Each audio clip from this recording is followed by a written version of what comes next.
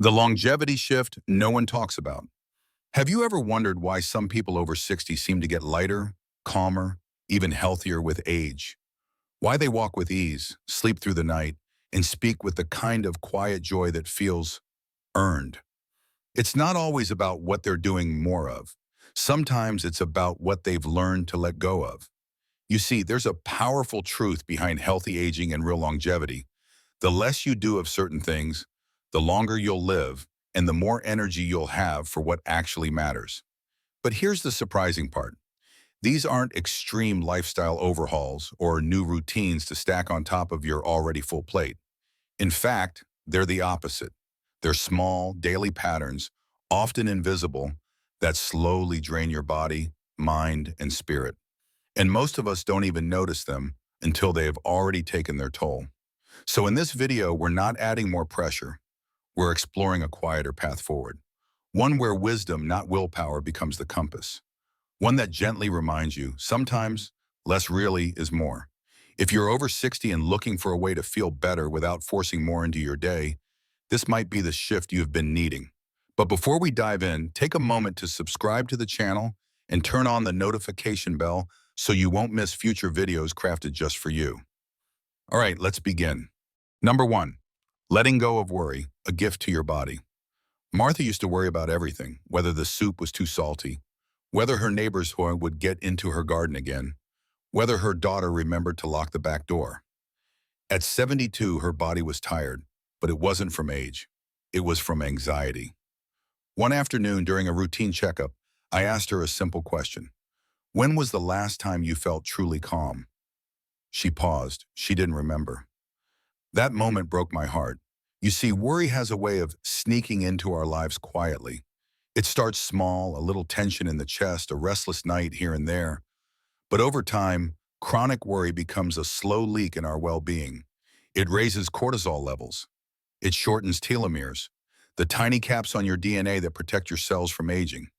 It makes your heart race, your gut churn, and your immune system weaker. And the cruel part? Most of what we worry about never happens. Science confirms it.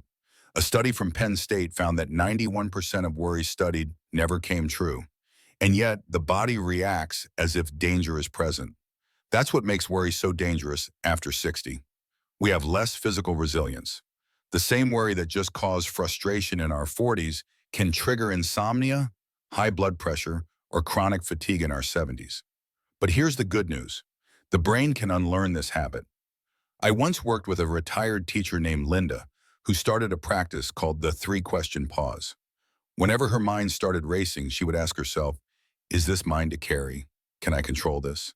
Is this worth my peace? It sounds simple, but within months her sleep improved.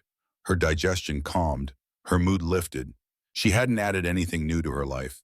She'd simply stopped giving energy to what drained her. People who live long, vibrant lives often carry this quiet strength, the ability to release rather than cling.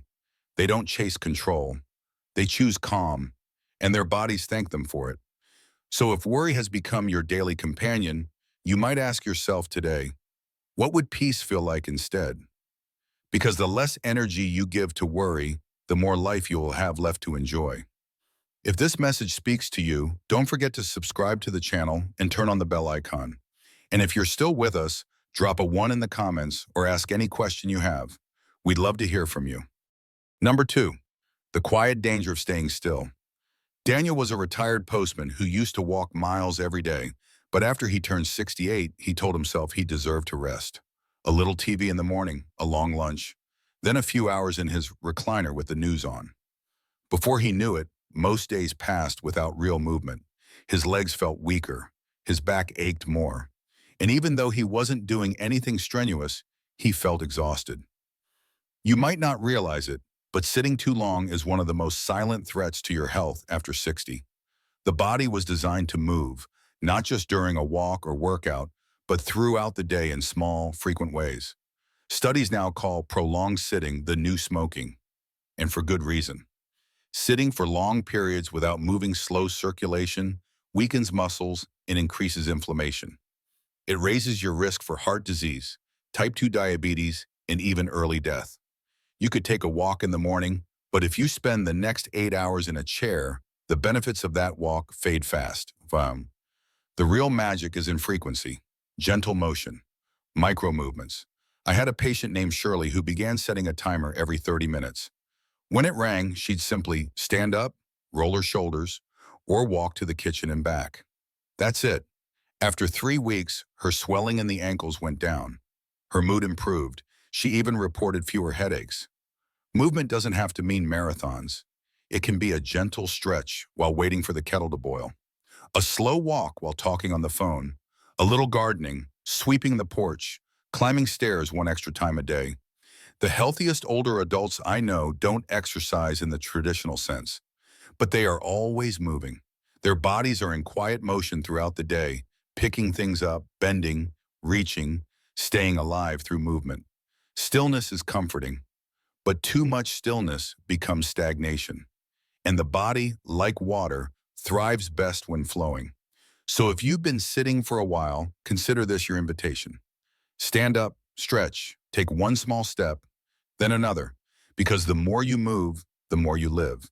If you found this helpful, be sure to subscribe to the channel and turn on the bell for future videos. And if you're still here with us, comment 2 below or ask your question. We're glad you're here. Number 3, eating late at night, a hidden disruption. Elaine loved her evening routine. Dinner around 7, a little dessert by 8, and sometimes, just sometimes, a slice of toast at 10. It helps me sleep, she used to say. But over the past year, her sleep had grown choppy. She'd wake up at 2 in the morning, her stomach tight and her heart oddly restless. At first, she blamed age, then stress. But the real culprit was timing.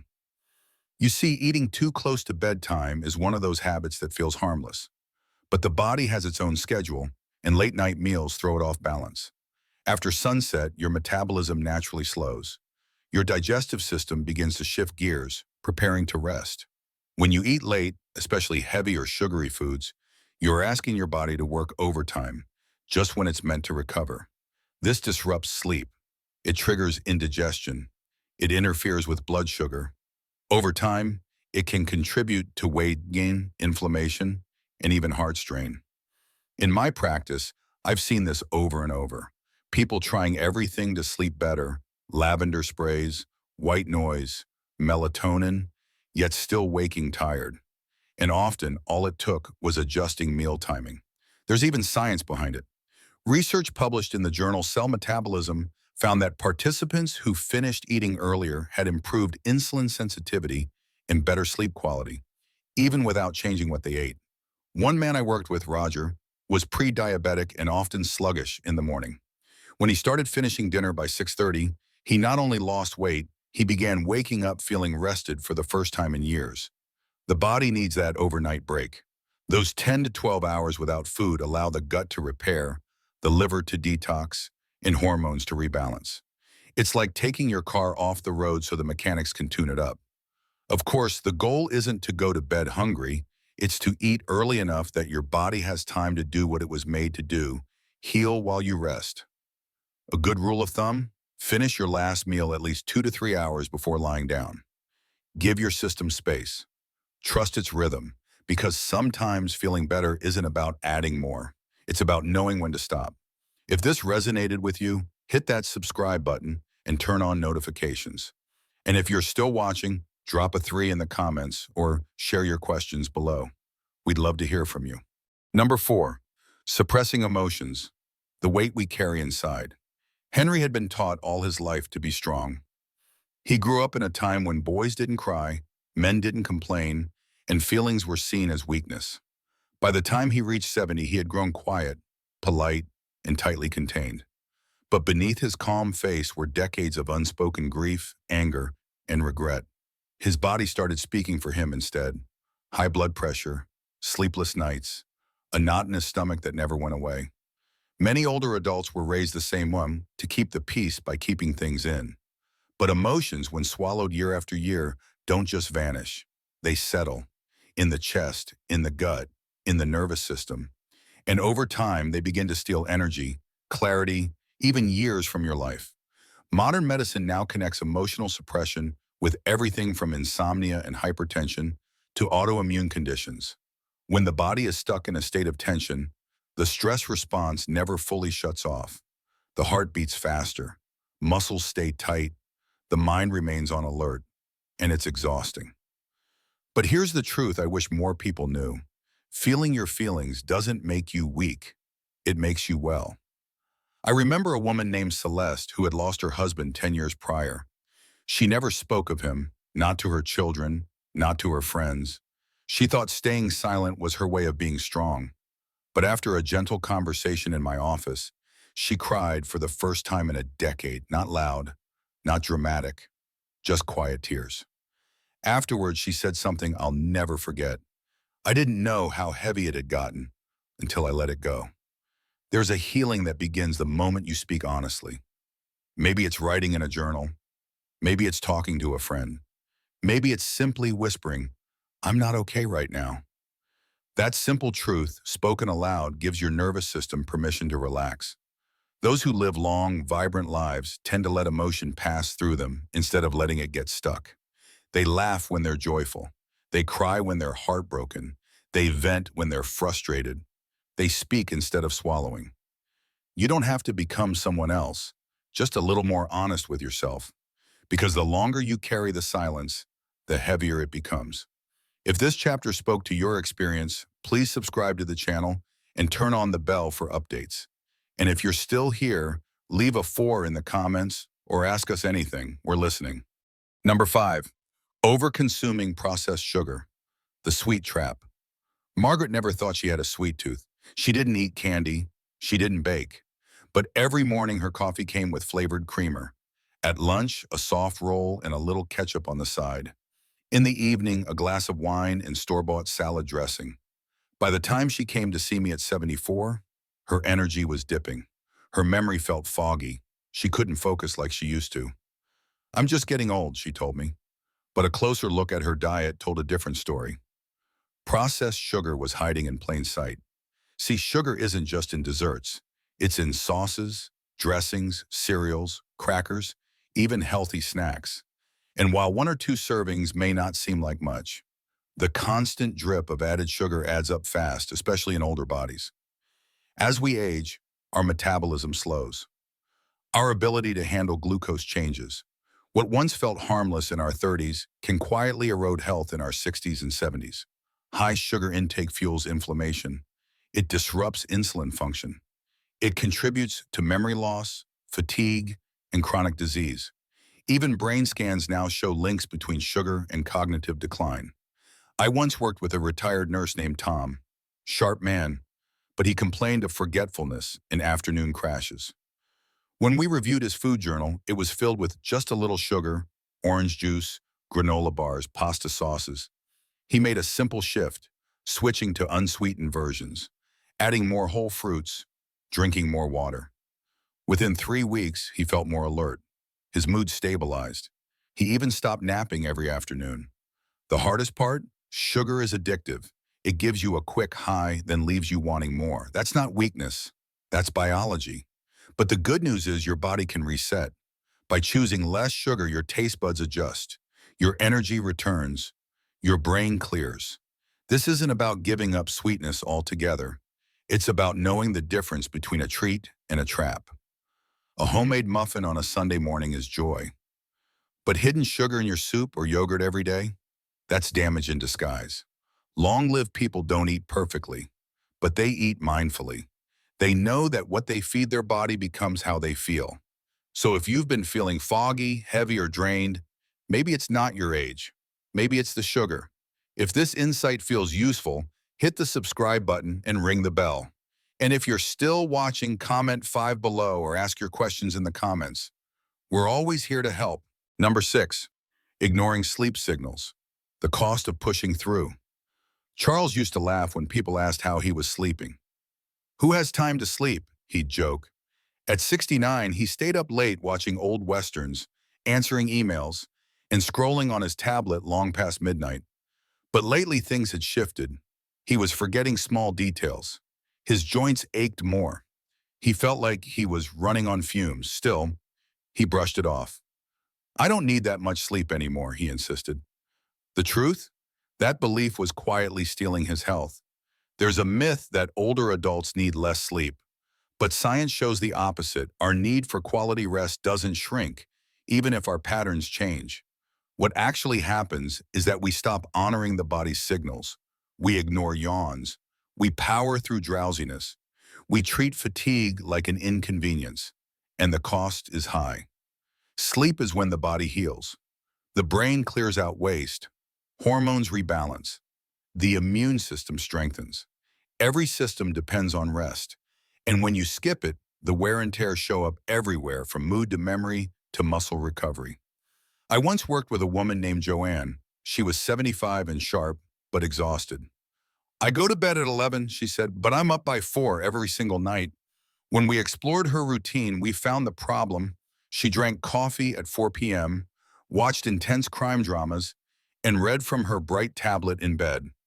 Within 2 weeks of changing just 3 things, switching to herbal tea, lowering screen brightness, and moving her bedtime earlier, she was sleeping 6 solid hours for the first time in years. Listening to your body's sleep signals is like answering a knock at the door. It won't wait forever. And when you miss the window, it gets harder to rest deeply. So next time your eyelids get heavy around 8:30 or 9, don't push through. Don't tell yourself to finish one more episode. Treat that feeling like a message from your body saying, I need this. People who live long, steady lives don't treat sleep as a luxury. They treat it as essential. They create quiet spaces. They wind down. They go to bed before they feel overtired, and they wake up stronger for it. Because healing doesn't only happen during the day, it happens in the stillness of night. If you found this helpful, don't forget to subscribe and tap the bell for updates. And if you're still with us, comment 6 below or share your sleep question in the comments. We're here for you. Number 7, isolating yourself from others. The invisible risk. Eleanor was always independent. She raised 3 children on her own, worked 2 jobs, and never asked for help. By 78, she lived alone in a quiet home at the edge of town. I'm fine, she'd say when neighbors asked. I like my peace.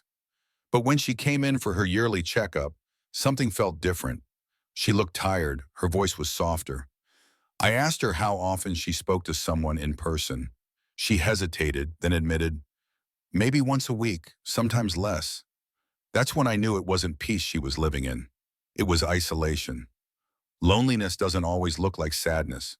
It can show up as numbness, as going days without a real conversation, as staying silent not because you're content, but because you've forgotten how connection feels. Social isolation is one of the most underestimated risks to health in older adults. Studies show it can be as harmful as smoking 15 cigarettes a day. It's linked to higher rates of heart disease, dementia, depression, and even early death. Our brains are wired for interaction. Even small exchanges, a wave to a neighbor, a chat at the grocery store, a phone call with a friend sends signals of safety to our nervous system. Without them, our body stays tense, our mind dulls, our spirit fades. I had another patient, Joe, a widower in his early 80s. After his wife passed, he withdrew. He didn't want to be a burden. People are busy, he'd say. But when his daughter began inviting him to weekly dinners and walks, something shifted. He smiled more. His blood pressure stabilized. He even began sleeping better. Connection doesn't need to be loud. It doesn't need to be constant. But it needs to be steady. If you've gone quiet lately, ask yourself, when was the last time I reached out? Not just for help, but for company. Consider writing a letter, joining a small group, saying yes to that invitation you almost declined. Because sometimes the strongest thing you can do isn't endure alone, it's let yourself be seen. Those who live long, joyful lives often have a circle, even a small one, that reminds them they matter, that they're not invisible, that they're still loved. So if you're watching this alone right now, let this be your gentle nudge. You don't have to do life all by yourself. If this spoke to you, hit subscribe and turn on the bell. And if you're still here with us, comment 7 below or share your story. We'd be honored to listen. Number 8, rushing through meals, a slow path to better health. Howard used to eat like the world was ending, not because he was in a rush, but because he'd spent a lifetime eating on the go at his desk, in his truck, between errands. Even in retirement, the habit stuck. Breakfast in 10 minutes, lunch standing, dinner in front of the TV. At 76, he came to me with stomach pain and unexplained weight gain. His diet wasn't terrible, but when I asked how long he took to eat a meal, he looked confused. "I just eat till I'm done," he said, "usually under 15 minutes." That's where we began. What many people don't realize is that how we eat matters just as much as what we eat, especially as we age. Rushed eating disrupts digestion. It bypasses our fullness cues. It throws off blood sugar balance. It increases the risk of bloating, heartburn, and even weight gain, not because of what you're eating, but because of how fast it goes down. When you eat quickly, your brain doesn't have time to register fullness. You may end up eating far more than your body actually needs. And the slower metabolism of older adults means that extra food sticks around longer, often turning into fatigue or inflammation. But there's a deeper cost too. Meals are more than just fuel. They're moments of pause, of connection, of presence. When we rush through them, we miss the texture, the flavor, the joy. I once worked with a retired piano teacher named Grace. She began practicing mindful eating as an experiment. No screens, small bites, chewing slowly, pausing between sips of tea. Within weeks, her digestion improved. But more than that, she said she felt nourished again. "It's like my meals stopped being chores," she told me. "They became something to enjoy." You don't need fancy rituals, just a little more awareness. Sit down, put your fork down between bites, breathe, taste. Allow yourself to slow down. The people I see aging gracefully often have this quiet rhythm to their meals. They treat food as care, not just consumption. Whether alone or with others, they take their time, and their bodies thank them for it. So if you've been eating on autopilot, ask yourself, what would it feel like to enjoy this meal, not just finish it? Because slowing down might be the most healing thing you do today. If this message resonates, please subscribe and tap the bell to stay updated. And if you're still watching, drop a 8 in the comments or share how you make mealtime meaningful. We'd love to hear. Number 9, staying in toxic environments when peace becomes a health priority. Nora always said, "You don't leave family." So she stayed. Through years of passive-aggressive comments, dismissive remarks, and subtle jabs that left her questioning herself. By the time she was 73, her blood pressure was high, her chest always tight, and she had trouble sleeping in her own home. She thought something was wrong with her body, but sometimes it's the environment that sickens us. Toxic environments don't always come with shouting or chaos. Sometimes they're quiet, controlled, draining in a way that's hard to name but impossible to ignore. A constant tension in your shoulders, a feeling of walking on eggshells, the dread of a phone call or a visit. And as we age, our bodies become less tolerant of that kind of stress. The science is clear. Chronic emotional stress raises cortisol, weakens the immune system, and accelerates aging. Even subtle daily negativity can lead to depression, high blood pressure, and inflammation. But here's what I've seen again and again. The moment someone chooses peace, everything begins to shift. I had a patient named Victor who moved into a senior co-op after living years with a verbally abusive sibling. Within 6 months, his cholesterol improved, he was sleeping again, and his words, not mine, he finally felt like a human being. Choosing to leave or create boundaries isn't selfish, it's survival. Sometimes the toxic space isn't a person, it's a being, a house full of bad memories, or a social group that thrives on gossip and criticism. You don't always have to walk away, but you do have to claim space, to speak up, to choose quiet over conflict, stillness over control. People who live long, steady lives often protect their peace like it's medicine, because it is. They don't expose themselves to environments that undo their healing. They surround themselves with calm, kindness, and clarity. So ask yourself honestly, where do you feel most like yourself? And where do you shrink, hide, or brace for harm? Your body knows, and when you start to honor that wisdom, everything gets lighter. If this chapter helped you reflect, please hit subscribe and turn on the bell. And if you're still watching, drop a 9 in the comments or share what peace means to you. We're here and we're listening. Number 10, overusing alcohol or self-medication when relief becomes risk. Richard didn't think he had a problem. He only had a glass of wine at night, maybe two.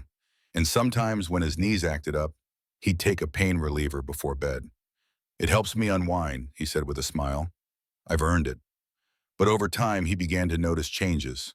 Foggy mornings, slower reactions, trouble sleeping through the night, even after that second glass. His balance felt off. He stumbled once getting out of bed. At 74, those small effects weren't so small anymore. As we age, our bodies become more sensitive to what we put into them. The same drink or pill that once felt harmless in our 40s can hit much harder in our 70s.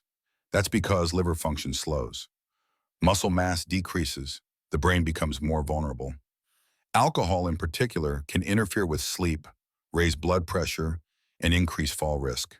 It also amplifies feelings of depression and anxiety, ironically, the very things many people drink to soothe. Then there are over-the-counter meds, sleep aids, antihistamines, painkillers that can cloud the mind, strain the kidneys, or interact with other medications without us even realizing it. I once had a patient named Diane who used sleep medication every night for over a decade. She thought it was harmless, but when she decided to taper off with her doctor's help, she was shocked at how much clearer and more balanced she felt, even happier. This isn't about shame, it's about awareness. The people I see aging with clarity and strength often have one thing in common. They use less, not because they're restrictive, but because they listen. They ask, is this helping me heal or helping me avoid something I need to face? Sometimes the best medicine isn't in a bottle. It's a walk, a warm bath, music, prayer, calling someone you trust. Not every pain needs to be numbed. Some need to be heard, understood, and gently tended to. So if you've come to rely on something daily, ask yourself honestly, is it still serving me or am I serving it? Because the less you lean on things that dull your spirit, the more you make space for things that awaken it. If this chapter gave you something to think about, please subscribe and turn on notifications. And if you're still here, drop a 10 in the comments or ask your question. We're walking this road together. Final thoughts, living light, living long. If you've made it this far, I want to say something simple but important. You are not behind. You are not too late. And it's not too hard to begin again. The truth is, aging isn't a punishment. It's a quiet invitation to soften, to shed what no longer serves you, and to live the rest of your years with more meaning and less weight. You don't have to fix everything overnight. Maybe you just start by sitting down for meals again, or by calling someone you've been meaning to, or by choosing to let one worry go today instead of carrying it all week. Small choices, repeated gently. That's what builds strength, not the noise of doing more, but the wisdom of doing less, with love. You deserve a life that doesn't just last, but feels alive. One where peace isn't a luxury, but a daily decision. One where your body and mind are treated like something sacred, not something to constantly push, numb, or ignore. So take a breath. You're doing better than you think. And tomorrow is another chance to choose better, move lighter, and live deeper. If this video touched your heart, please click like so we know it mattered to you. Subscribe to the channel and turn on the notification bell so you never miss another message made just for you. And most of all, thank you for being here. Thank you for watching. Thank you for choosing to grow gently. Wishing you calm days, strong steps, and a heart that stays open. We'll see you in the next video.